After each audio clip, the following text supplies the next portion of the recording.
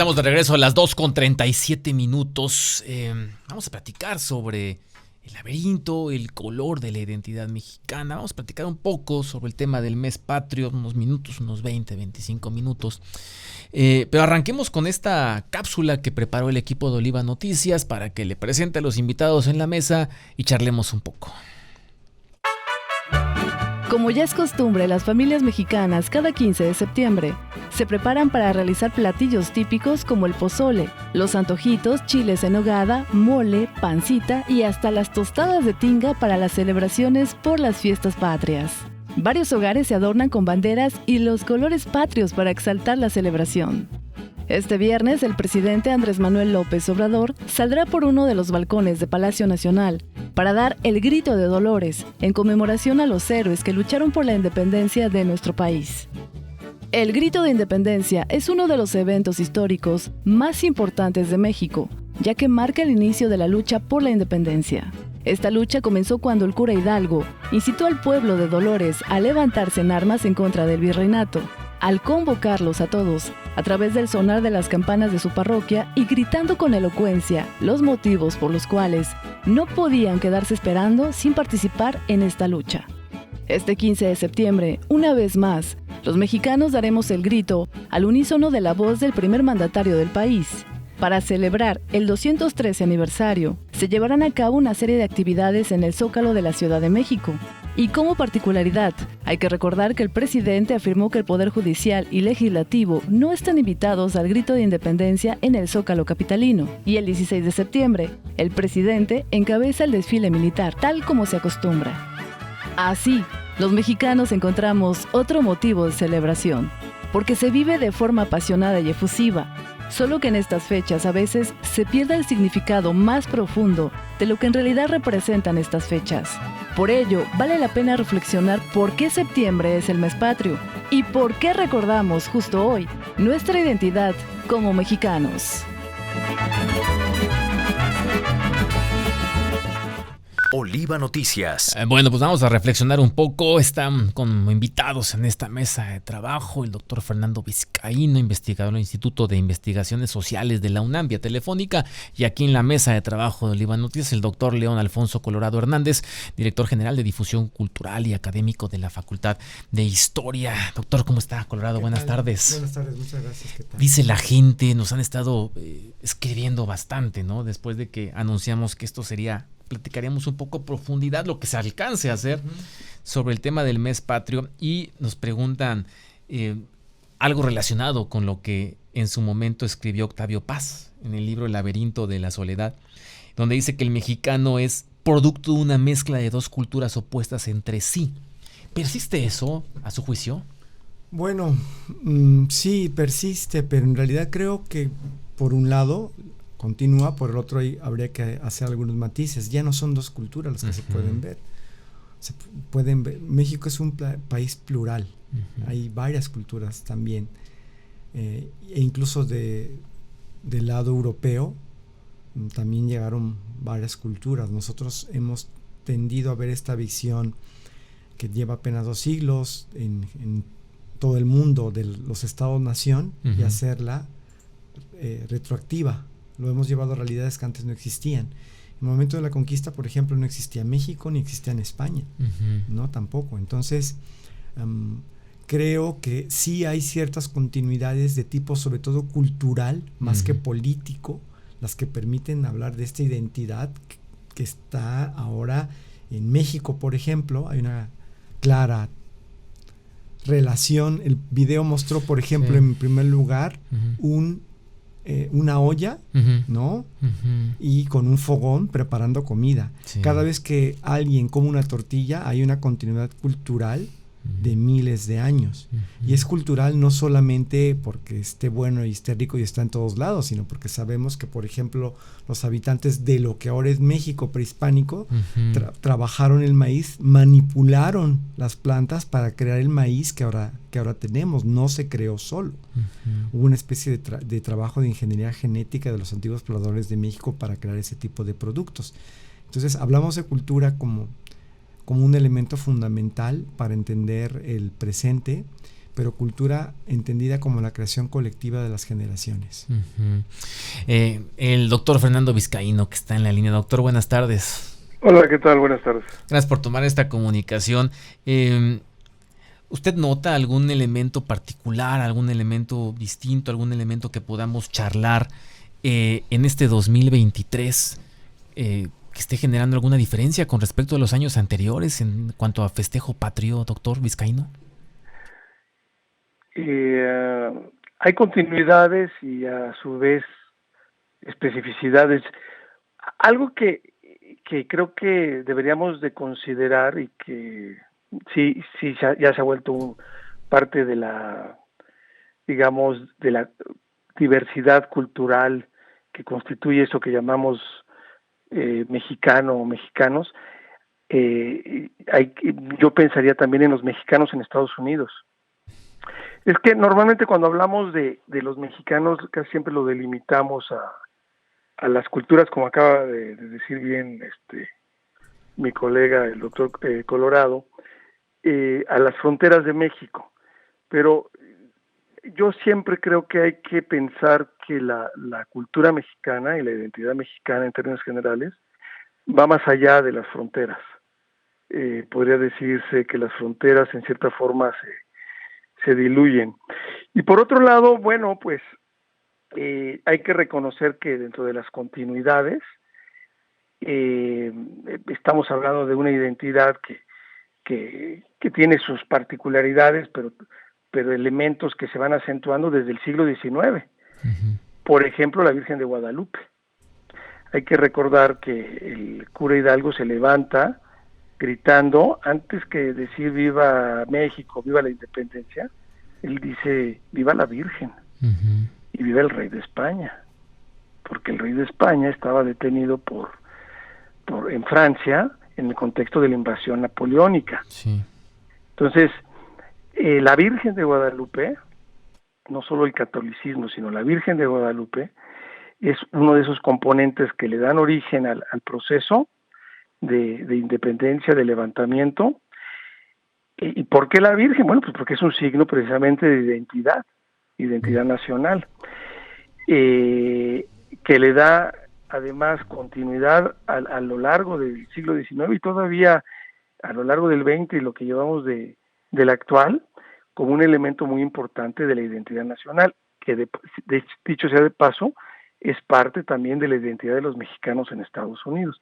Entonces, ha habido, yo creo que hay muchas continuidades, y creo que una de esas continuidades es la imagen de la Virgen, que caracteriza a buena parte de los mexicanos. Yo no sé si a todos, en efecto, quizá no todos nos consideramos guadalupanos, pero creo que ese es un elemento y un componente muy importante hoy en día, pero también aquel 16 de septiembre de 1810. Interesante, interesante. Doctor Colorado, ¿hay identidad mexicana por regiones o única? Hay por regiones y hay varios tamaños de región. Hay macroregiones, microregiones, depende de dónde se mire. Sí. Nosotros decimos somos de Veracruz si estamos en otra parte del país, pero si estamos aquí decimos estamos en el Totonacapan, en la Huasteca, en el Sotavento, en los Tuxtlas, sí, en la capital, etcétera. Igual que en una ciudad están los barrios.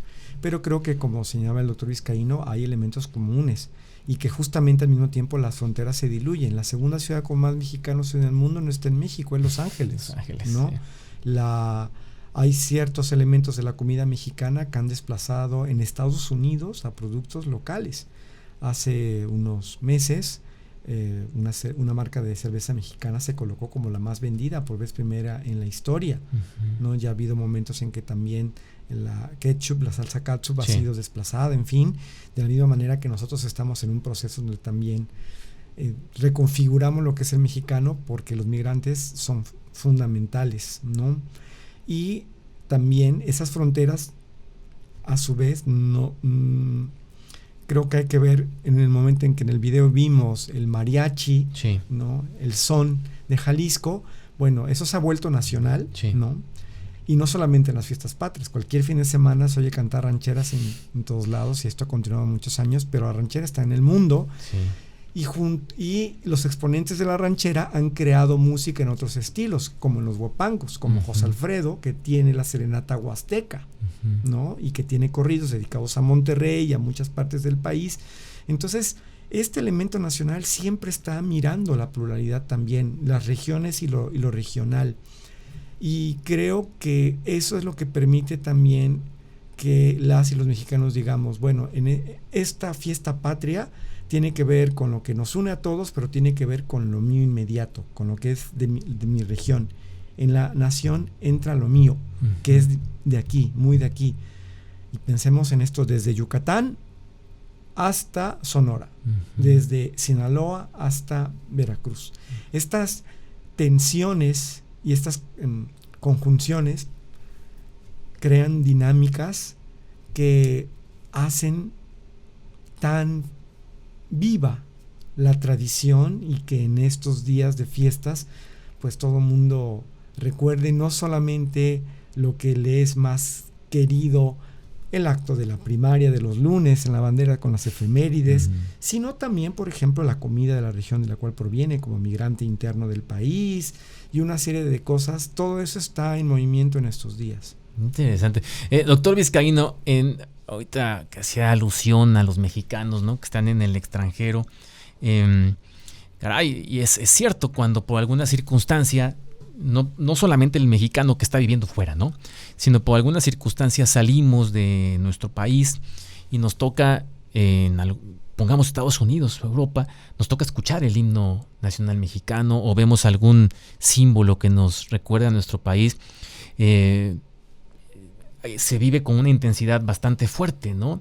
O si nos toca, por ejemplo, esta fecha en alguna parte que no sea México, se siente auténticamente la necesidad de decir México. Y yo le pregunto, doctor Vizcaíno, ¿el mexicano es muy patriota? ¿Es tan patriota como cualquiera originario de un país? ¿O tenemos circunstancias que nos hacen muy patriotas, doctor? Yo diría que cualquier sociedad tiene algún grado de patriotismo. Vamos a pensar, hay grados, hay unas sociedades muy nacionalistas o muy patriotas y otras que lo son menos. México o los mexicanos tenemos, si lo vemos en un, digamos, índice global, estamos, yo diría, si pensamos en 200 sociedades, yo creo que estamos entre las primeras 15 sociedades de las más patriotas del mundo. O sea, en México hay un alto sentido de pertenencia a la nación. Efectivamente, como se decía hace un momento, tenemos identidades locales, pero también tenemos sentidos de pertenencia, digamos, universales al conjunto de la sociedad mexicana o de esto que llamamos México. Y la sociedad mexicana, o los mexicanos, tenemos un nivel muy alto de nacionalismo. Yo diría que estamos entre los primeros 15 países, si lo vemos en un ranking. No somos el país más nacionalista. Quizá lo tendríamos que buscar, por ejemplo, en sociedades como Irán o probablemente en China, pero México es una de las sociedades más nacionalistas del mundo, sin duda. Y si pensamos en América Latina, yo diría que junto con Venezuela estamos en los primeros lugares. O sea, nuestro nivel de patriotismo es alto y, por ejemplo, superior al que uno podría ver en Estados Unidos, en Canadá. Interesante. Doctor Colorado, ¿qué elementos nos hacen que brote más el nacionalismo? Por ejemplo, voy a tocar un ejemplo que a lo mejor es de los más comunes, ¿no? Pero el fútbol, por ejemplo, ¿no? La selección mexicana, aquel que a que le gusta el fútbol y si no, que no le guste se suma, por lo general, la lucha libre. No sé, ¿cuáles son aquellos elementos, digamos, así a la mano que podemos comentar? Bueno, creo que es ahí donde entran los procesos históricos y sociales. Por ejemplo, creo que en el momento en que se declara la independencia en 1821, el país está muy poco cohesionado o apenas cohesionado y eso dura mucho tiempo. Hay indicios de que cuando se da la invasión en 1914 de Veracruz, Pancho Villa dice, ¿y eso dónde queda, no? y que justamente un proceso articulador, quizá a nivel regional, pero ya grande, fueron las invasiones extranjeras, que crearon este sentido de pertenencia y de defensa.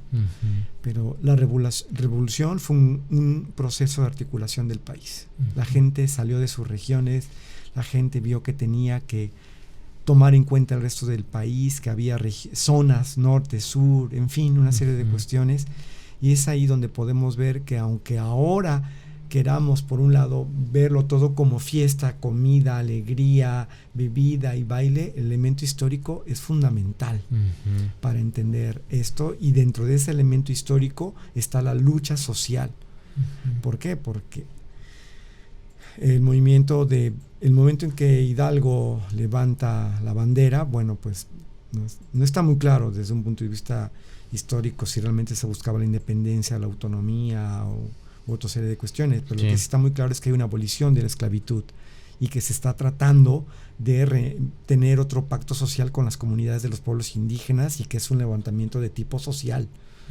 Entonces estos elementos van parejos, y justamente considero que algo que también modificó nuestro nacionalismo, y que bueno, ha ido cambiando con el tiempo, pero entre buena parte del siglo XX fue un factor decisivo, fue el llamado nacionalismo revolucionario, el que promueve la revolución, que ya no es solamente un nacionalismo de tipo político en abstracto, sino con una tendencia ligada a la revolución, e incluso a ciertos artículos de la Constitución. Por eso vemos escuelas que tienen los nombres de esos mismos artículos, ¿no? Interesante. Doctor Fernando Vizcaíno, ¿con qué prácticamente nos podemos ir, digamos, con qué reflexión nos podemos prácticamente ir ya a unas horas de que nos toque dar el grito a los mexicanos? Pues yo diría 3 ideas básicas. Una, en efecto, algo que incentiva el nacionalismo siempre es la idea de un enemigo externo. Y ese enemigo puede aparecer en el fútbol, pero puede aparecer en la guerra. Recuerden aquello de maciosare, un extraño enemigo, profanar con su planta tu suelo, piensa, oh patria querida, que el cielo un soldado en cada hijo te dio, ¿no? Entonces, esa imagen de guerra tiene que ver con la construcción de un enemigo externo. Segundo, y ese enemigo externo puede ser 1848, cuando se pierde la mitad del territorio, pero puede ser 2023, 2024, frente a la imagen del enemigo llamado Donald Trump. Segundo, creo, como les decía antes, México somos en general muy nacionalistas. Y tercero, la época actual, esto que llamamos la cuarta transformación, implica un resurgimiento del nacionalismo y de un discurso del gobierno central en favor digamos, de la nación, de la historia, de la soberanía y de una serie de ingredientes que incentivan el patriotismo. Algo que no habíamos visto, por lo menos desde mediados de la década de los 80, 90 del siglo pasado, y que fue decayendo hasta el 2018, en el que este gobierno federal de Andrés Manuel López Obrador, de alguna manera recupera y aprovecha como parte de la gobernabilidad necesaria y la legitimidad que todo régimen busca. Pues doctor Vizcaíno, aprecio nos haya tomado esta comunicación. Le mando un abrazo, doctor, gracias. Que estén muy bien y muchos saludos. Muy gentil el doctor Vizcaíno en tomar esta comunicación. ¿Y con qué nos vamos, doctor Colorado? ¿Con qué nos podemos ir? Que creo que estas fechas nos traen recuerdos, alegrías y reflexiones, y por eso celebro que se abre este espacio, porque esta reflexión es muy importante, ¿no? Y es una reflexión a la vez individual, a la vez familiar, a la vez regional, nacional, es decir, es algo colectivo. La historia, lo patrio, es colectivo por esencia, y entonces podemos descubrir también que nuestra parte más íntima, individual, está ligada a la sociedad de manera central. Yo en este momento lo que recordaría sobre todo serían mis compañeros de kinder, primaria y secundaria, con los cuales me formé en los actos de la bandera del lunes, o recibiendo esas clases de historia o de civismo, etcétera, Y uno, cuando se vuelve adulto, va descubriendo que todo aquello tuvo más influencia de lo que uno se dio cuenta, ¿no? Y que aunque han cambiado tantas cosas, pues ciertos elementos que a veces pueden parecer como entretenimiento, diversión o un suplemento como el canto, el baile, la música, tienen un papel muy importante. Este país, así como es uno de los más nacionalistas del mundo, es uno de los países más musicales del mundo. Qué interesante. La verdad es que sí es para reflexionar y lo vamos a seguir haciendo. Yo le quiero agradecer al doctor León Alfonso Colorado, director general de Difusión Cultural y académico de la Facultad de Historia de la Universidad Veracruzana, el que haya estado aquí con nosotros. Doctor, gracias. Mucho gusto. Muy amable. Oliva Noticias.